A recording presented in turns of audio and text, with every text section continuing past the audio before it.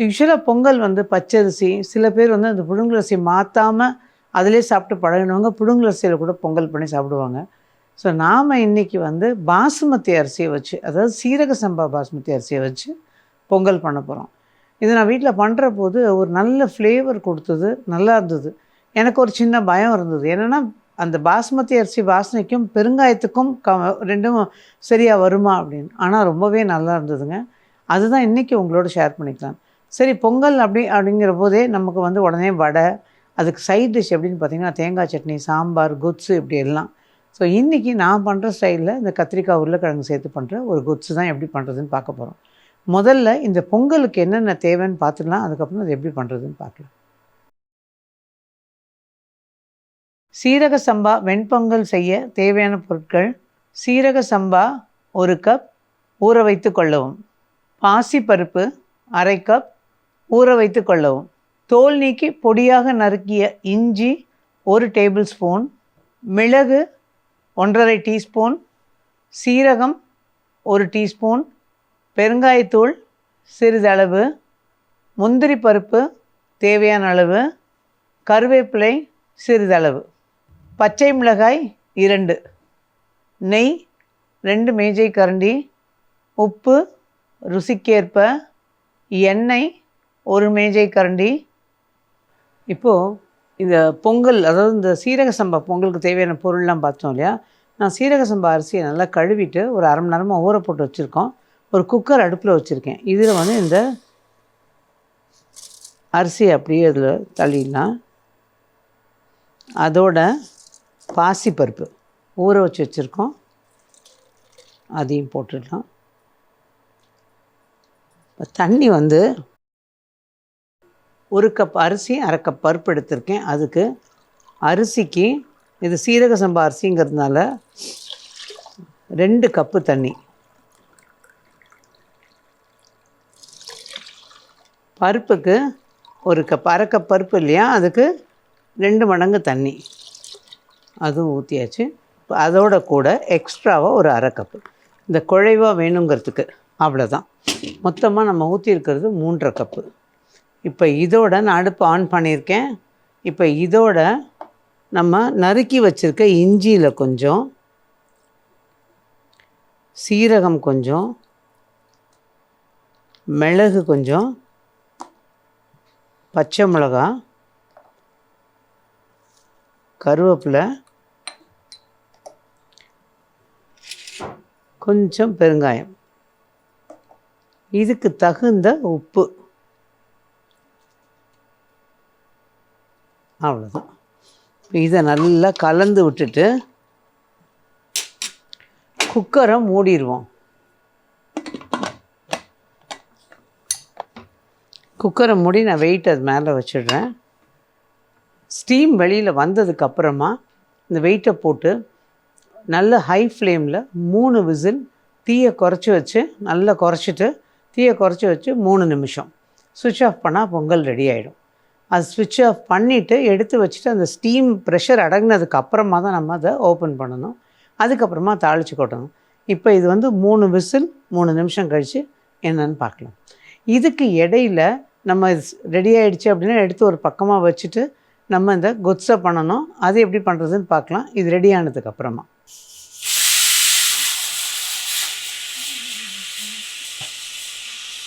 இப்போ இந்த குக்கரை மூடி 3 விசில் விட்டுட்டு தீயை குறைச்சி ஒரு 2 நிமிஷம் கழித்து சுவிட்ச் ஆஃப் பண்ணியிருக்கேன். இப்போ இது ஒரு பக்கம் எடுத்து வச்சேன்னா அது இப்போ ஓப்பன் பண்ணக்கூடாது, ஏன்னா தண்ணி சுற்றிக்கிட்டு நிற்கும். அதனால் கொஞ்சம் அதை எடுத்து வச்சிடலாம். இப்போ அந்த கொச்சுக்கு தேவையான பொருள்லாம் பார்த்துடலாம். அதுக்கப்புறம் இது எப்படி பண்ணுறதுன்னு பார்க்கலாம். கத்திரிக்காய் கொச்சு செய்ய தேவையான பொருட்கள்: கத்திரிக்காய் 100 கிராம் பொடியாக நறுக்கி கொள்ளவும், உருளைக்கிழங்கு சிறியதாக 1 தோல் நீக்கி பொடியாக வெட்டி கொள்ளவும், தக்காளி 2 பொடியாக நறுக்கி கொள்ளவும், வெங்காயம் 2 பொடியாக நறுக்கி கொள்ளவும், பச்சை மிளகாய் 3 சிறு துண்டுகளாக நறுக்கி கொள்ளவும், வறுத்து பொடிக்க காய்ந்த மிளகாய் 5, கடலைப்பருப்பு 2 டீஸ்பூன், தனியா 2 டீஸ்பூன், வெந்தயம் 1/4 டீஸ்பூன், மஞ்சள் தூள் சிட்டிகை, கடுகு 1 டீஸ்பூன், உளுந்து 1 டீஸ்பூன், கருவேப்பிலை சிறிதளவு, கொத்தமல்லி தழை சிறிதளவு, பாசிப்பருப்பு 1/4 கப் வேக வைத்து கொள்ளவும், பெருங்காயத்தூள் சிறிதளவு, உப்பு ருசிக்கேற்ப, எண்ணெய் 2 டேபிள் ஸ்பூன். இப்போ இந்த கொச்சுக்கு தேவையான பொருள்லாம் பார்த்தோம் இல்லையா, இதுக்கு நம்ம முதல்ல ஒரு பொடியை ரெடி பண்ணணும். அதுக்கு ஒரு பாத்திரம் அடுப்பில் போட்டிருக்கேன் நான். இதில் எண்ணெய் ஜஸ்ட்டு ஒரே ஒரு டீஸ்பூன் எண்ணெய் ஊற்றிடலாம். இந்த எண்ணெய் காயும் போதே காஞ்ச மிளகா ஒரு 5-6 காஞ்ச மிளகா போட்டுக்கலாம். ஒரு 6 5 இது கொஞ்சம் உங்கள் காரத்தை பொறுத்து தான் நீங்கள் எடுத்துக்கணும். அதோட தனியா, கடலைப்பருப்பு, கொஞ்சமாக உளுந்து, ஒரு 1/2 டீஸ்பூன் உளுந்து போட்டால் போதும். உளுந்து ஒரு நல்ல ஃப்ளேவர் கொடுக்கும், திக்கனிங் ஏஜெண்ட்டாகவும் இருக்கும்.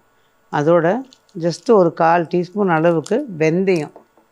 இது எல்லாத்தையும் ஒன்றா வறுக்கணும். இது கொஞ்சம் நிறம் மாறுற வரைக்கும். இந்த கடலைப்பருப்பு, தனியா, காஞ்ச மிளகா காம்பினேஷன் எக்ஸலண்ட்டாக இருக்கும். கூட இன்றைக்கி நம்ம அதில் உளுந்தும் சேர்க்குறோம். இதை இன்னொரு சின்ன இது என்னென்னா, பாசிப்பருப்பு வேக வைக்க நேரம் இல்லை, டைம் ஆகிடுச்சு, டக்குன்னு இந்த குத்ஸை பண்ணணும்னு நினச்சிங்கன்னா கடலைப்பருப்பும் உளுத்தம்பருப்பும் கொஞ்சம் ஜாஸ்தி சேர்த்துக்குங்க. சேர்த்துட்டு பருப்புக்கு பதிலாக இதையே அரைச்சி ஊற்றிட்டு வச்சிங்கன்னா அதுவும் நல்லாயிருக்கும். இப்போ இதில் நல்லா வறுக்கணும், கொஞ்சம் நேரம் மாறி வரணும்.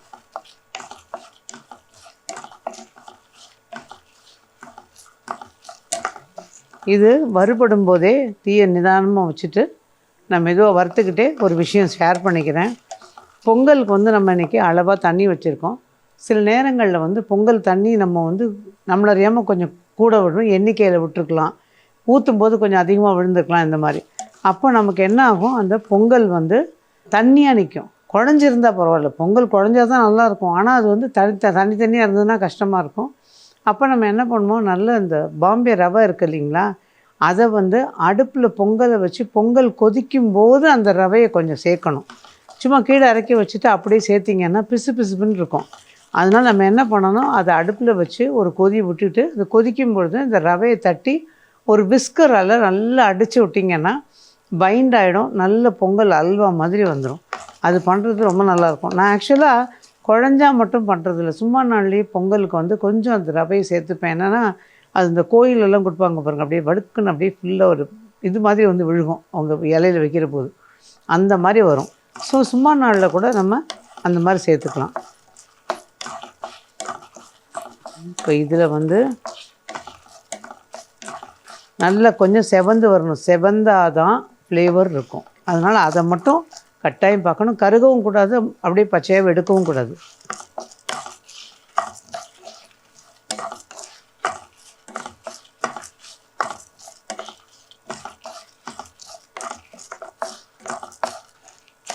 செவந்து வர ஆரம்பித்தாச்சு. இப்போது இது நல்லா வறுபட்டாச்சு. நீங்கள் பார்த்தீங்கன்னா தெரியும், இந்த வறுபட்டு இந்த பதத்தில் எடுத்தீங்கன்னா நேரம் ஆக ஆக அந்த சூட்டுக்கு மேலும் துளியூண்டு செவக்கும். அப்போ உங்களுக்கு கரெக்டாக இருக்கும். இப்போ பார்த்தீங்கன்னா தெரியும், நம்ம எடுத்ததுக்கும் இன்னும் துளி மேலே செவந்திருக்கு, ஆனால் கரெக்டான அளவில் செவந்திருக்கு. இது ஆறட்டும். ஒரு பக்கம் முதல்ல இதை தாளிச்சிடலாம்.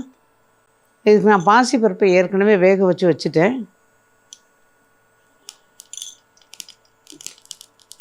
எண்ணெய் காஞ்சதும் கடுகு,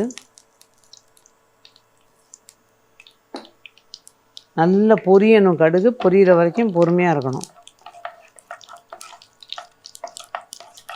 உளுந்து,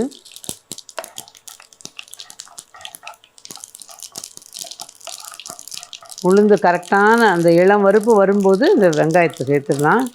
கரெக்டாக இருக்குது பாருங்கள். இப்போ கடுகும் பொரிஞ்சு முடிய போகிற ஸ்டேஜு. இதை சேர்த்துக்கலாம். அதோட கொஞ்சம் கருவேப்பிலை, நம்ம லாஸ்ட்டில் கொஞ்சம் கருவேப்பிலை போடலாம். ஒரு சிட்டிகை உப்பு. இதோட நறுக்கி வச்சுருக்க பச்சை மிளகாய்.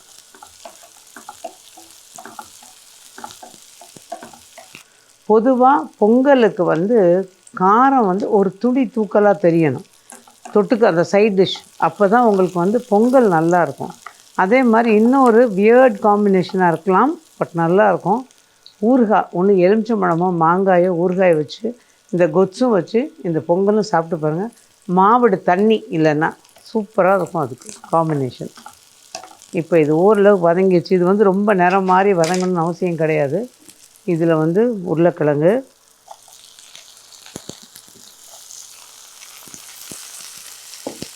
அதோட கத்திரிக்காய்,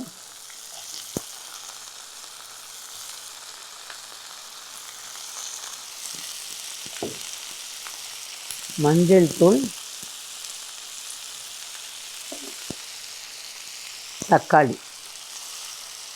இப்போ தீயை நிதானமாக வச்சுட்டு இதை நல்லா வதக்கிடணும். இந்த வதங்கும் பொழுது இதில் இந்த கொத்துக்கு தேவையான உப்பை இப்போ சேர்த்துடலாம்.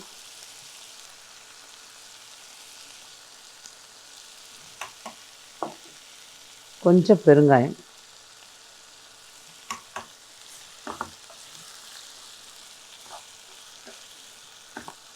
இது அப்பப்போ நல்லா வதக்கி விட்டுக்கிட்டே மூடி வச்சிடலாம். அப்பப்போ திறந்து வதக்கி விடணும். அது வதங்க வதங்க அதுலேயே வெந்துடணும், 3/4 பாகம் வெந்துடணும். அதுக்கப்புறம் நம்ம பருப்பு ஊற்றி கொதிக்கிற தண்ணியை கொஞ்சம் ஊற்ற போகிறோம். இதுக்கு இடையில பொடியும் நிறைய பொடி பண்ணி வச்சுக்கலாம். இதை மூடி போட்டு அப்பப்போ திறந்து கிளறிக்கலாம். மூடி வச்சுட்டோம், தீயும் குறைச்சி வச்சுருக்கோம், அதனால் அது அப்படியே இருந்தால் வெந்துடும். அப்படி இல்லாமல் நடுவில் திறந்து அப்பப்போ கிளறி விட்டு 3/4 பதம் வேகிற வரைக்கும் பார்க்கணும். இந்த பக்கம் ஒரு பாத்திரத்தில் தண்ணி போட்டுக்கலாம். இந்த பொடியும் ரெடி பண்ணி பொடிச்சிட்டு வந்துடலாம்.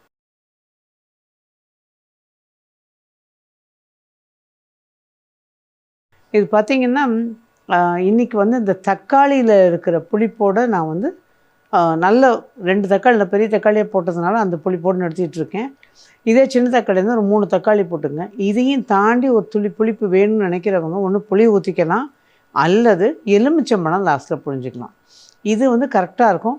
இன்னும் அதையும் அதிகமாக வேணும்னு நினைக்கிறவங்க நீங்கள் அதை பண்ணிக்கலாம். ஸோ இதுக்கு வந்து ஆக்சுவலாக நல்ல கனிஞ்ச தக்காளியை எடுத்துட்டிங்கன்னா எக்ஸலண்ட்டாக இருக்கும். நல்ல இது புளிப்பும் பார்த்திங்கன்னா பேலன்ஸ் ஆகும். அதாவது பச்சை மிளகா, காஞ்ச மிளகா 2ம் சேர்க்குறோம். அதனால் அந்த 2த்துக்கும் சேர்த்து அது பேலன்ஸும் ஆகி கொஞ்சம் புளிப்பையும் காட்டும். அந்த மாதிரி நல்லாயிருக்கும்.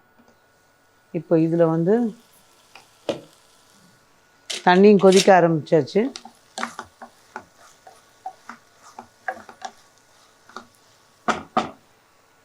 இப்போ இந்த தண்ணியை இதில் ஊற்றிடலாம்.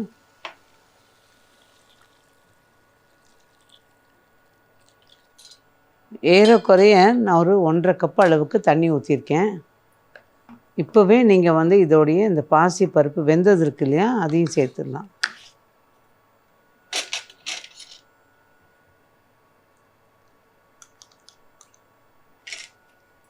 இப்போ இந்த திக்னஸை பார்த்துட்டு நம்ம இன்னும் கொஞ்சம் தண்ணி ஊற்றிக்கலாம். ஏன்னா அப்புறம் பொடி போடும்போதும் கொஞ்சம் திக்காகும். இன்னும் கொஞ்சம் தண்ணி வேண்டியிருக்கும். இது கொதிக்கட்டும். நம்ம தண்ணி ஒரு பக்கம் சூடு பண்ணிவிட்டு ஊற்றலாம். இதை மூடி வச்சு கொதிக்க விடும்போது அப்படியே விட்டுறாமல் கூடினா மட்டும் அப்பப்போ திறந்து இதை கிளறி விடுங்க. பாருங்கள், உருளைக்கிழங்கு நல்லா வெந்தாச்சு. இப்போ இந்த பொடியை போடணும்.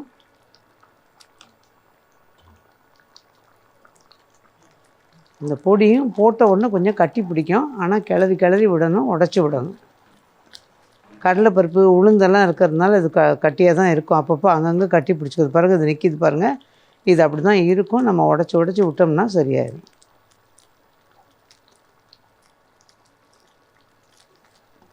அந்த உருளைக்கிழங்கு சேர்க்கறது உங்களுக்கு கூடுதல் டேஸ்ட்டு கொடுக்கும். அதனால தான் உருளைக்கிழங்கு அதில் சேர்க்கறது. தண்ணியில் கரைச்சி ஊற்றலாம்.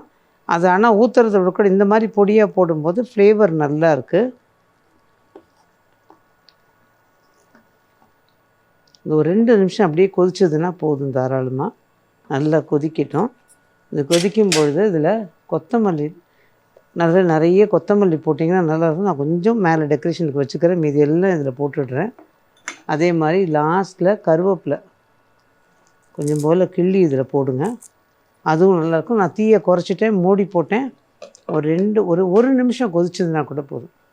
ஆக்சுவலாக பொங்கல் அப்படின்னாலே இந்த மார்கழி மாதம் அதுக்கு உகந்ததாக இருக்கும். ஏன்னா அது என்ன காரணத்தினால பெரியவங்க அப்படி டிசைட் பண்ணாங்கன்னு தெரியல. கோவில்கள் எல்லாம் போனீங்கன்னா எந்த கோயிலில் அப்படி நம்ம அந்த பக்கம் கடந்து போனாலும் சரி, நல்ல ஒரு பொங்கல் வாசனை கமகமன்னு வரும். பூஜைக்கு போகிறோம், ஆனாலும் பொங்கல் எப்போ கொடுப்பாங்கன்னு யோசிப்போம். அந்த நேரத்தில் அவ்வளோ பிரமாதமாக இருக்கும் அந்த பொங்கல். சின்ன வயசில் நாங்கள்லாம் வந்து இந்த கோவிலில் காலங்காத்தால் போய் கோவிலில் பஜன் பாட்டு 2 பாட்டு அவங்க என்ன சொல்லி கொடுக்குறாங்க, அந்த கடைசி நிமிஷம் போய் அந்த பாட்டை பாடிட்டு போகிற போதே எங்கேயாவது ஒரு இலை கிடைக்குமான்னு தோட்டத்தில் தேடி ஒரு பெரிய இலையாக பறித்து எடுத்துக்கிட்டு ஓடுவோம். ஸ்ருங்கேரி மடத்தில் பாட்டு சொல்லி கொடுப்பாங்க. உட்காந்து அந்த பஜனை பாட்டு எல்லாத்தையும் பாடிட்டு, சில பாடல்கள் இன்னும் மறக்க முடியல. அதுக்கப்புறம் அவங்க அதில் சுட சுட பொங்கல் பெரிய உருண்டையாக தருவாங்க. அதை ரசித்து சாப்பிட்டுக்கிட்டே உள்ளங்கையில் கொஞ்சோண்டு பஞ்சாமிர்தம் தருவாங்க. அதையும் போட்டு சாப்பிட்டுக்கிட்டு இதையும் சாப்பிட்டுக்கிட்டு வரதுல இருந்த அலாதி சுகம் வேறு எதுலேயும் இருக்காது. பழைய ஞாபகங்கள் இந்த பொங்கல் பண்ணுற போது. அவ்வளோதான். இப்போ இந்த கம்ம நல்ல குட்ஸு ரெடி. இதை கொஞ்சம் கொஞ்சம் அந்த கட்டி நிற்கும். அது அப்பப்போ உடச்சி விட்டால் சரியாக போயிடும். ஆனால் கட்டி நிற்கிதுங்கிறதுக்காக அது அப்படியே நிற்கும்னு நினைக்க வேண்டாம். லேசாக கிளறி உடச்சி விட்டுடுங்க, சரியாக போயிடும். இது ரெடி ஆகிடுச்சு பாருங்கள், அவ்வளோதான். இனி இதை அடுப்பு ஆஃப் பண்ணிவிட்டு நம்ம பொங்கல் தாளிக்கிறது பார்க்கலாம். இப்போ இதை ரெடி ஆயாச்சு. நான் மூடி வச்சுருக்கேன் பாருங்கள். இப்போ இதை வந்து ஒரு பவுலில் சர்வ் பண்ணுறதுக்கு எடுத்துருவோம் டிஸ்பிளேக்கு. இது வந்து பொங்கலுக்கு மட்டும் இல்லாமல் இட்லி, மெத்துன்னு ஊற்றுற தோசை, ஒன்று செட்டிநாடு பக்கம் ஊற்றுவாங்க இளந்தோசைன்னு, ஒன்று மேலே ஒன்று அடுக்குனா கூட ஒரு 100 தோசை அடுக்குனா கூட இவ்வளோ உயரம்தான் வரும். அது வந்து செவக்காது, வெளியேறுன்னு இருக்கும் அந்த தோசை. ஆனால் தோசை இட்லி மாவு தான், அதில் தான் ஊற்றுவாங்க. அதே வந்து கனமாக ஊற்றுற தோசை அதுவும் நல்லாயிருக்கும். இதுக்கு இந்த அவல் தோசை இதெல்லாம் சொல்கிறோம் இல்லையா, அதுக்கும் இது நல்லாயிருக்கும். சும்மா தொட்டெல்லாம் சாப்பிடக்கூடாது, அதில் ஊற்றி மேலே நல்லா ஊற விட்டுட்டு சாப்பிடணும். அப்படி சாப்பிட்டா தான் ரொம்ப டேஸ்டியாக இருக்கும். இப்போ இதை எடுத்து வச்சாச்சு. இதுக்கு மேலே கொஞ்சோண்டு கொத்தமல்லி.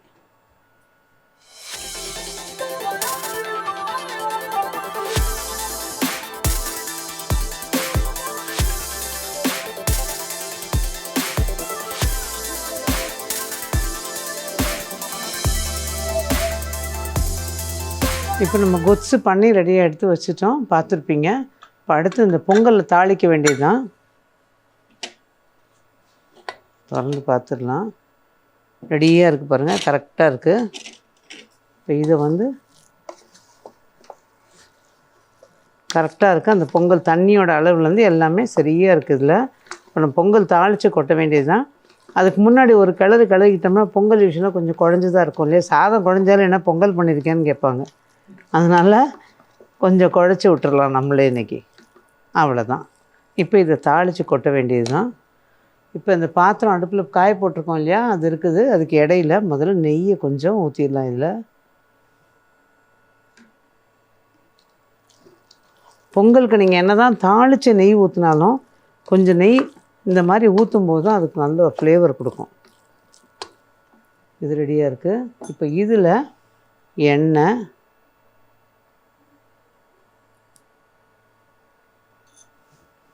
நெய் இதில் கொஞ்சம். பொங்கல் யூஸ்வலாக சொல்லுவாங்க கரண்டி அழுனா அப்படியே தொப்புன்னு விழுகணும். அது பிளேட்லேயோ இலையிலையோ அந்த மாதிரி இருந்தால் தான் பொங்கல் நல்லாயிருக்கும், சாப்பிட நல்லாயிருக்கும். அந்த எண்ணெய் நெய் காய்ச்சல் கொஞ்சம் காஞ்ச உடனே மிளகு. இந்த மிளகை பொடி பண்ணி போட்டால் நல்லாயிருக்கும். பட் நிறைய பேர் வந்து மிளகு அப்படியே பொறுக்கி வைப்பாங்க. அதனால் பொடி பண்ணி போட்டு பாருங்கள், அது நல்லாயிருக்கும். நான் வீட்டிலலாம் பண்ணுற போது பொடி பண்ணி தான் போடுவேன். சீரகம் தாளிச்சிருக்கேன். அடுத்தது இஞ்சி, கருவேப்பிலை.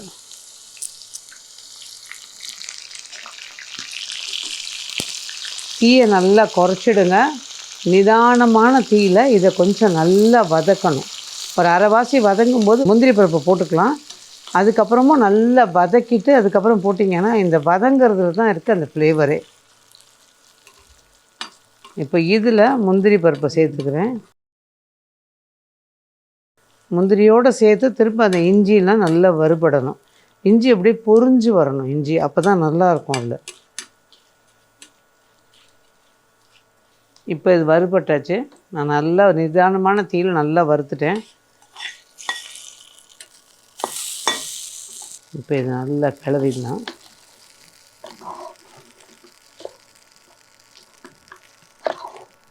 இப்போ இதில் கொஞ்சம் நெய் சேர்த்துக்கலாம்.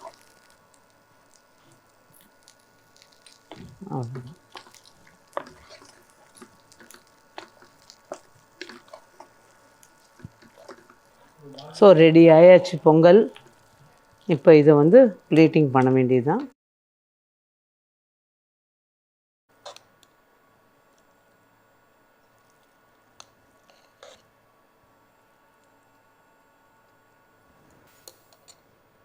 இது மேலே சும்மா கொஞ்சமாக எடுத்து வச்சுருந்தோம் இந்த முந்திரி பருப்பு, மிளகு, சீரகம் எல்லாம்.